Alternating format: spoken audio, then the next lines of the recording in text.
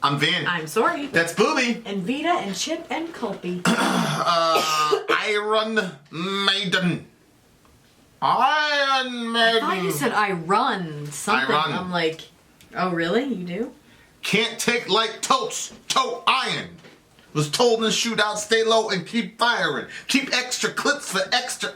Anyway. Oh my gosh. Why are you doing this on every review now? It's my roots, man. Hip hop. Hip hop music. Rap. So if you want to see what goes on behind the scenes around our home, some things will make you probably angry and some things will make you laugh. And people have said that things have made them cry. Check out My Sori Life. If you want to look at timely topical political commentary, you can check us out at Middle America with Vin and Sori. We just did a fireside last night. Yep. We had a very interesting discussion about gun control. And we're actually going to be shooting our first requested Middle America video pretty soon. So there you are. Okay. So this is Iron Maiden. This is called The Evil That Men Do. Yes. All right. Let's go. Go.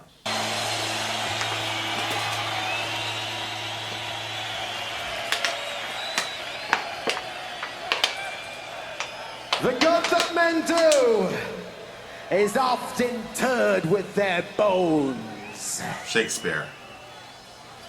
But the evil that men do Shakespeare. What? Shakespeare. lives on.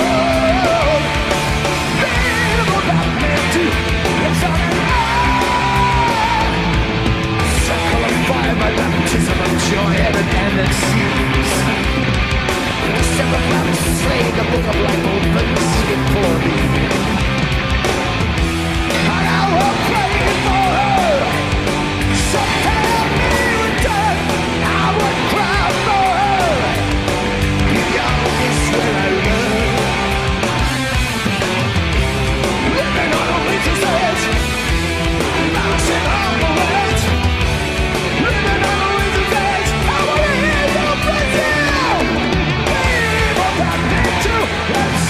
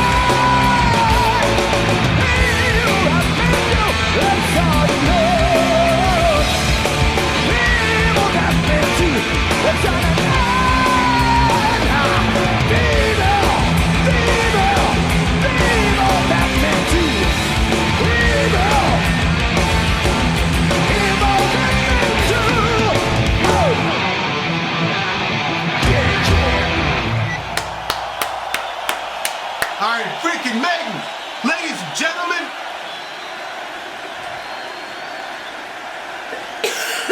I love this band.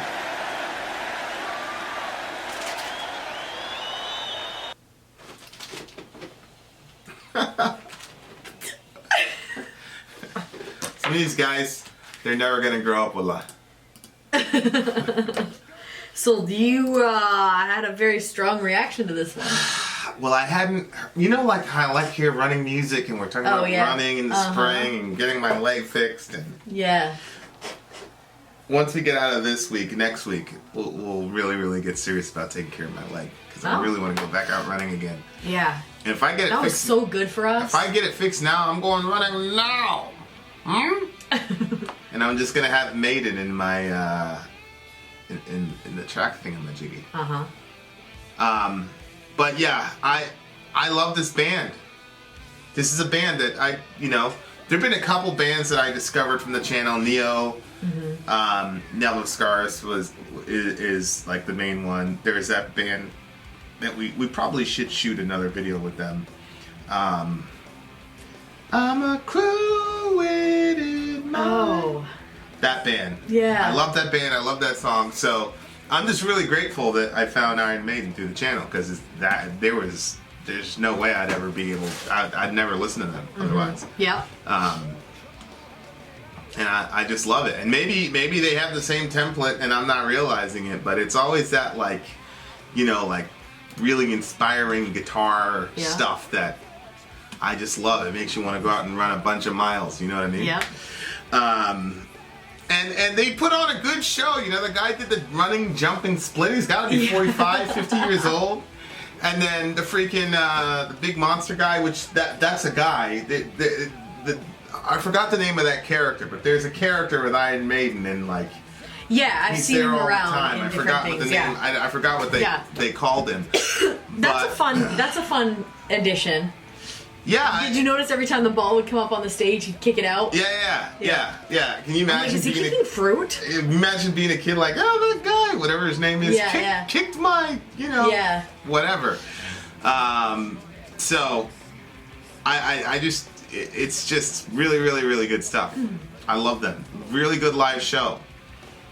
You know, they've got like the best live show as far as like the musicianship and then the energy goes, and it's crazy I always talk about this with Iron Maiden, is that these guys are like 55, 60, and then you look into the crowd and there's a sea a sea of young kids who know the words. Yep. It's cross-generational. It's unbelievable. I've never seen anything like it before. So I just really appreciate that. I really appreciate the universality of good music. See, I wasn't really a fan of this one. And I don't know if it's because, I first of all, I was literalizing men, and I'm trying not to be such a man hater. Okay. And so then lyrically it was like, the evil that men do goes on and on, you know what I mean? Right. And so I'm like, I'm trying not to have that mindset. But I think that he means mankind. Well, yeah. But I couldn't separate it, babe. Mankind. Well, it's that quote from Shakespeare where he basically says that the good that men do is interred with their bones. Means gets buried with them. But the evil that men do lives, on into perpetuity. So you do something good. That's really discouraging. It's not true. Right. I don't think it's true. No. But it's one of Shakespeare's more famous quotes. Really? Well, not why? Why? If it's not true. Well, it kind of feels like that, I think, sometimes. Right. It's because of human nature where and people talk about this in the social media world where people will say 58 good things about you, but the one person that says something bad about you, that's what you dwell on. Yeah. So people do that for themselves, much less other people. So and it depends on what. Yeah, but when somebody dies, people are mostly thinking about the good from them, even if there really wasn't a whole lot. Well, at a funeral, but as far as their legacy goes, if the person's a bad person, like you've got family members that have died, and you know, I have certain impressions of them. Yeah. You know, and I could tell that you love them, but they're not very good impressions. Right. Yeah. Right? Yeah. So it's like, Right. so what we tend to focus on the negative aspects of people and not the good that they've done. Yeah. And it's a very interesting, I was watching Jordan Peterson because he was talking about like taking a break from Twitter or whatever because, you know, it's that one. Kevin Durant is like that. Kevin Durant is probably in 10 years going to be a billionaire. And he has these fake Twitter accounts. They're called burner accounts. Where he argues with people on Twitter. What? Yeah, like he gets into these arguments with people on Twitter. What's the point? He can't help it. Somebody says my something, gosh. and so he basically and he made a mistake and didn't type from his burner account and something like that, and it got exposed that it was actually the real Kevin Durant arguing with some no-name person. Oh no!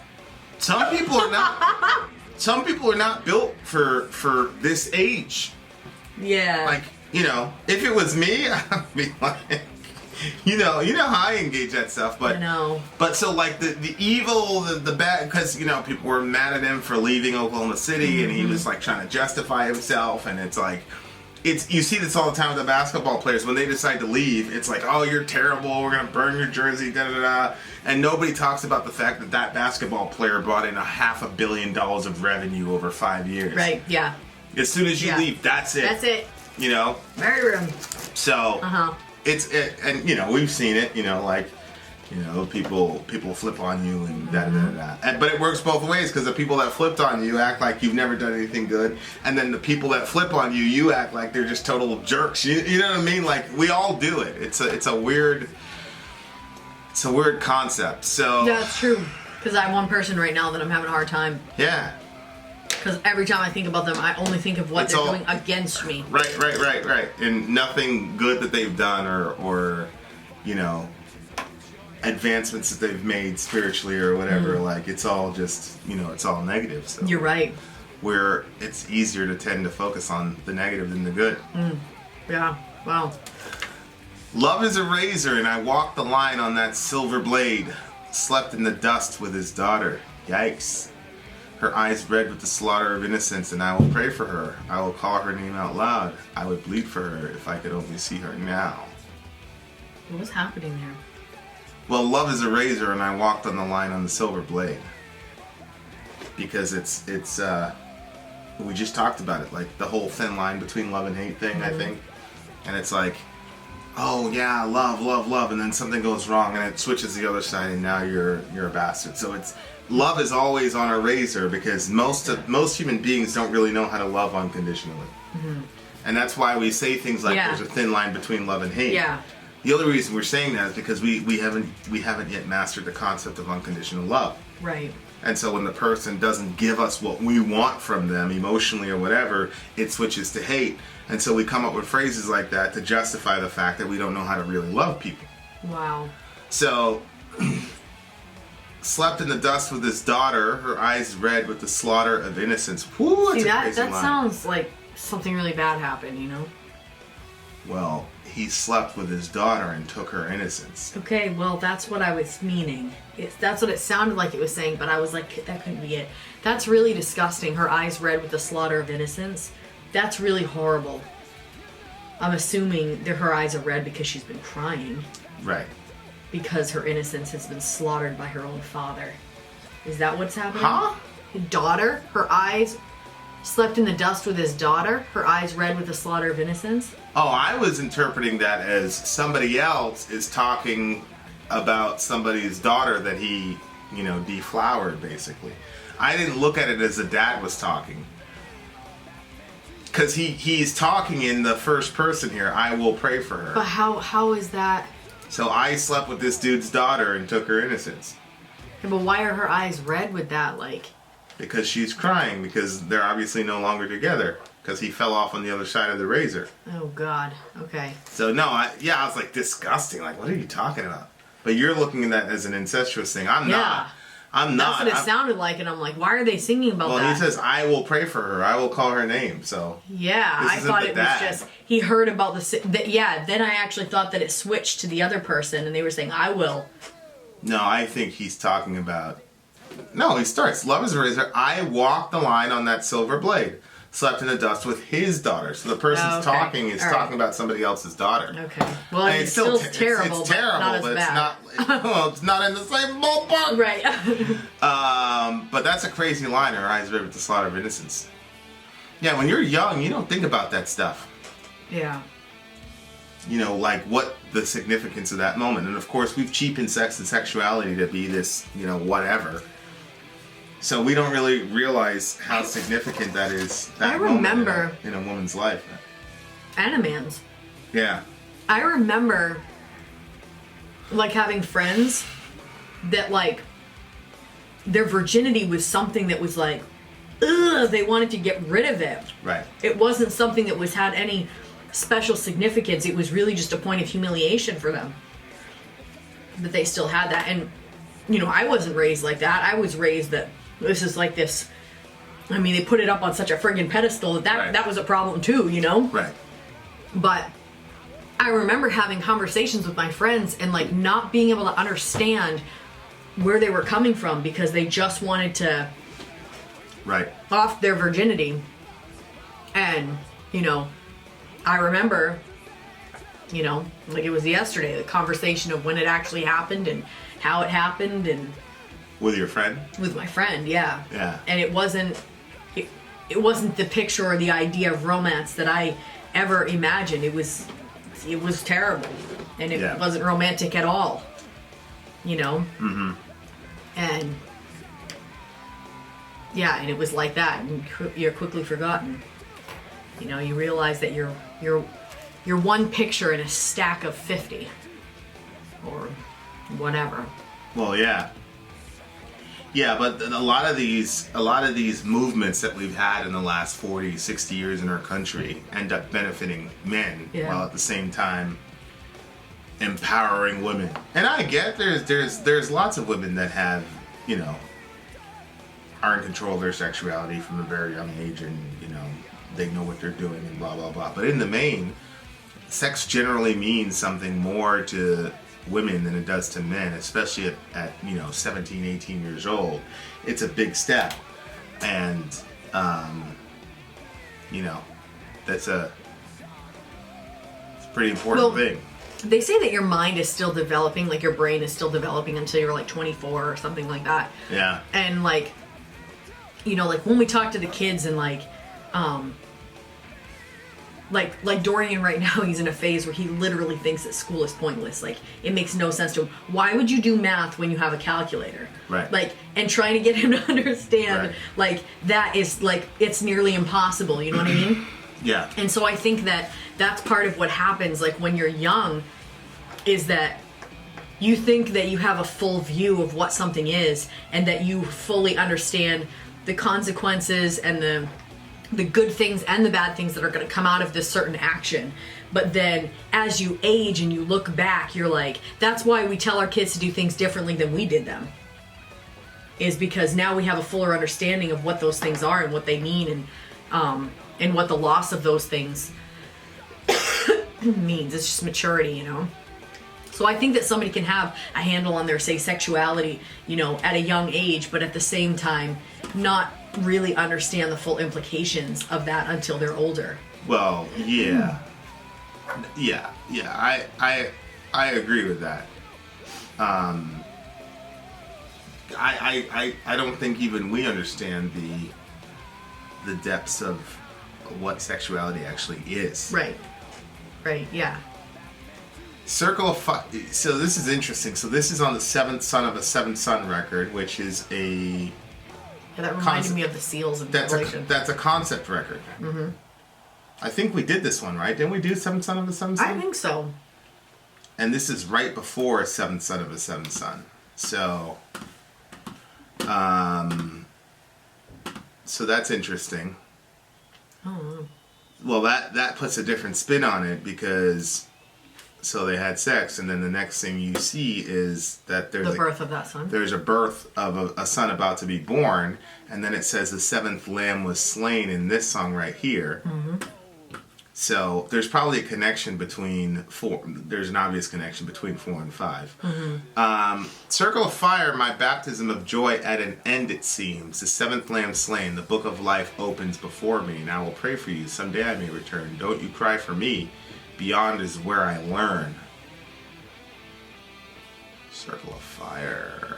Maybe it's the girl giving birth, and then she's dying in childbirth.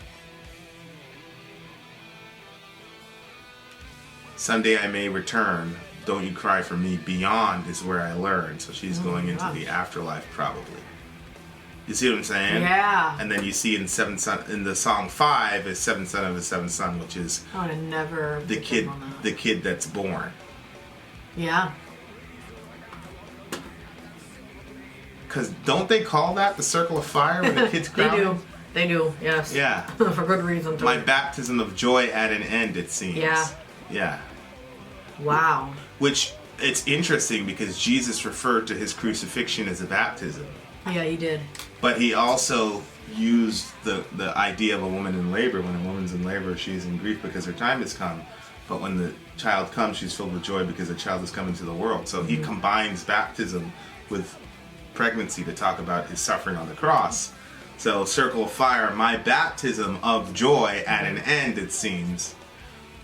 And then the book of life opens before me, which would be, this new kid, maybe.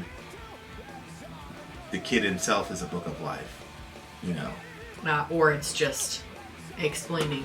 I mean, the concept of the book of life is that's a heavenly item. So the book of life opens before me. So maybe she dies and Right. she's in heaven. Right. I will pray for you. Someday I may return. So she's in that place, and she's saying that she's going to pray for. Don't cry for me.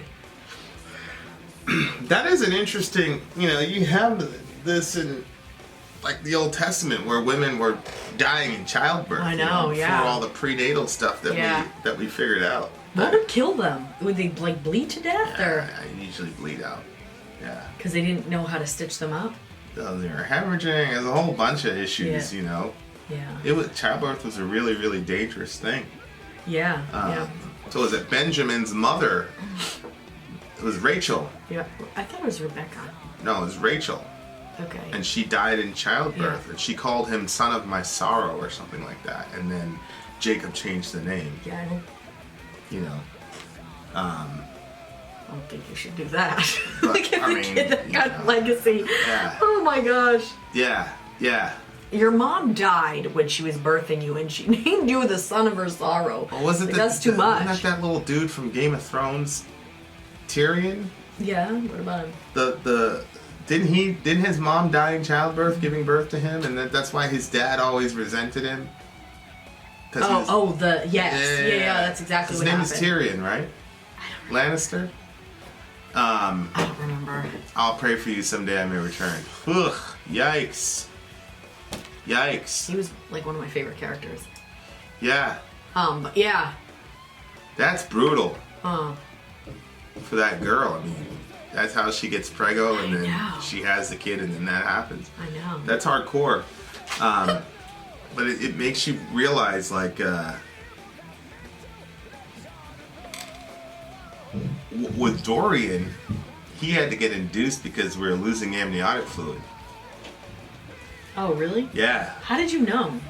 Does it literally like you can? The last ultrasound, it was looking low, and then the doctor kept making us go like every other day. Yeah. And then they were like, yeah, he's losing amniotic fluid. But it was an exciting thing. It was like, whoa, we're going to have him. Yeah. But that would have been terrible back 200 years ago. Yeah. That would have been a disaster. That's true. Yeah. So, yeah. No, that's true. So it's pretty crazy. But what a song. And then it leads to probably the seventh son of a seventh son. Mm-hmm.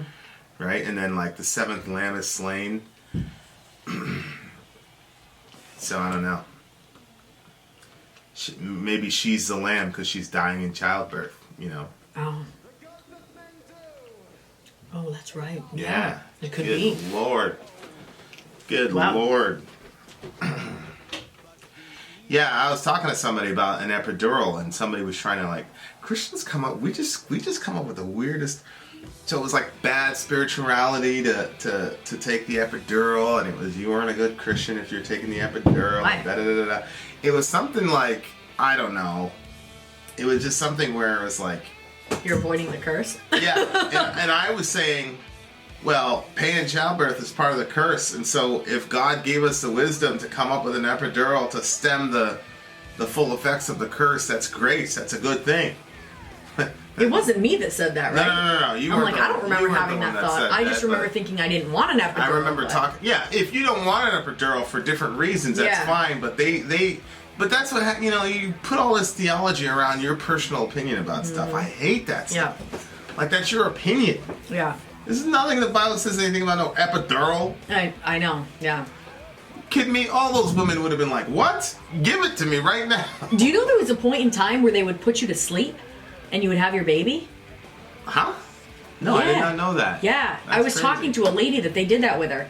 I said, so she's like, your body knows what to do, and so you're asleep, and so I'm like, that's insane. How and could that but be then how do safe you, for the baby? Yeah, but then how do you know that you're gonna wake up like Yeah. in time? So the baby's chilling, and you never got to see that experience or any of that.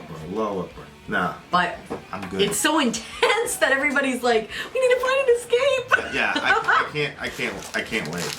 Cannot wait. Little guy. I felt him kicking me yesterday.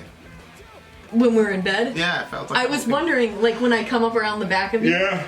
I was like, I wonder if he feels like And I him was like, I getting- see you, Orion. I yeah, see he's you, getting my kicked guy. in his back. I see you. When did you get the song?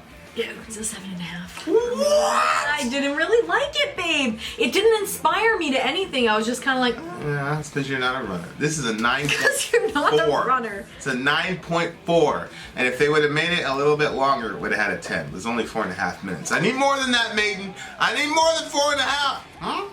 Okay? You understand? Huh? All right. What did I say? 9.4? Mm-hmm. Would you give 7.5. it? Okay, we're not together anymore. Vin out. Sorry, Al. Gone.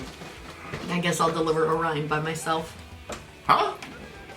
Just, I make up with you. Good thing there's a baby in the middle of the razor's edge with us.